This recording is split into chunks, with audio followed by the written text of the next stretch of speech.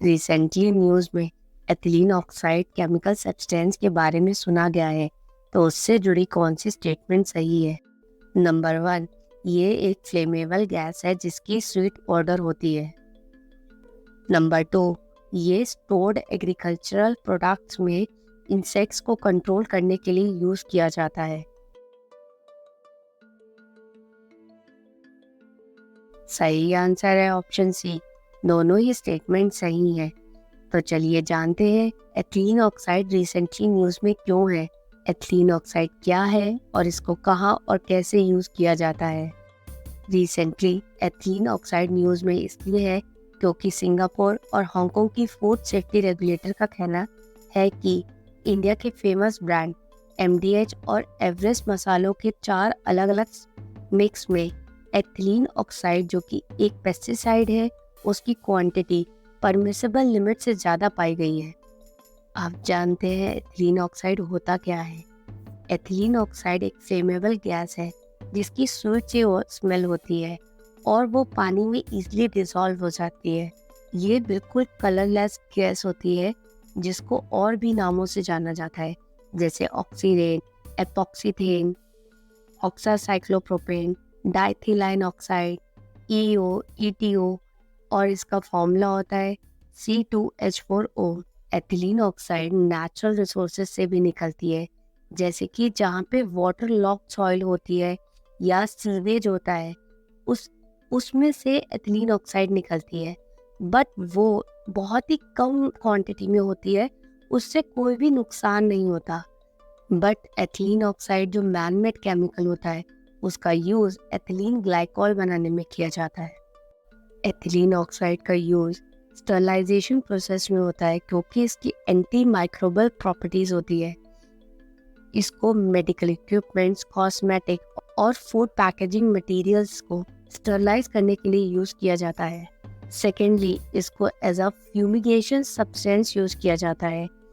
Spices, grain और बाकी agriculture products में से स्टोरेज और ट्रांसपोर्टेशन के दौरान पेस्ट को एलिमिनेट करने के लिए एज अ फ्यूमिगेंट यूज़ किया जाता है।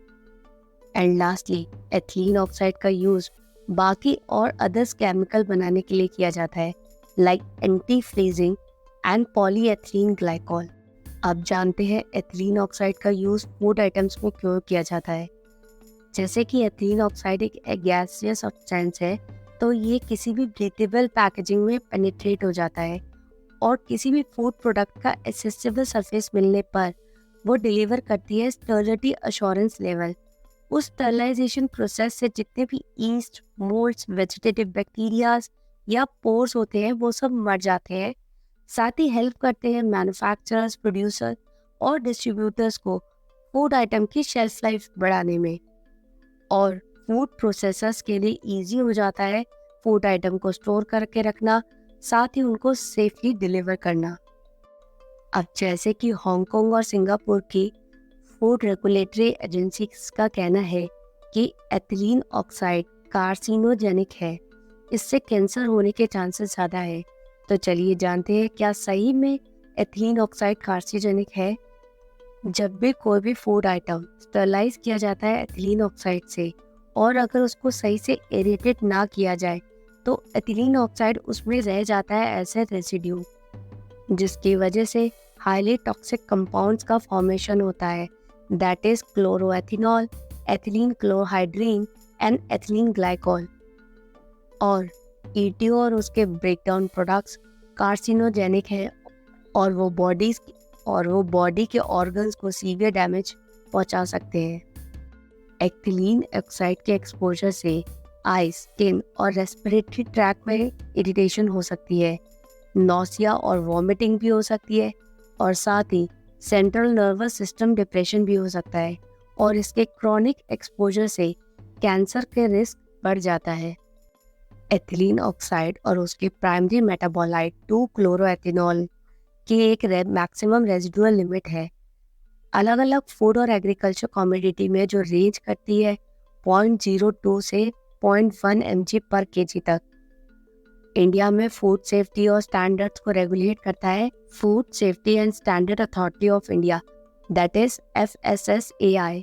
FSSAI के बारे में डिटेल में जानने के लिए ऊपर दिए गए आई बटन पर क्लिक करें। Like this video, share it with your friends. ऐसे बहुत सारे क्वेश्चंस के लिए प्लेलिस्ट पर क्लिक करें and subscribe to our channel.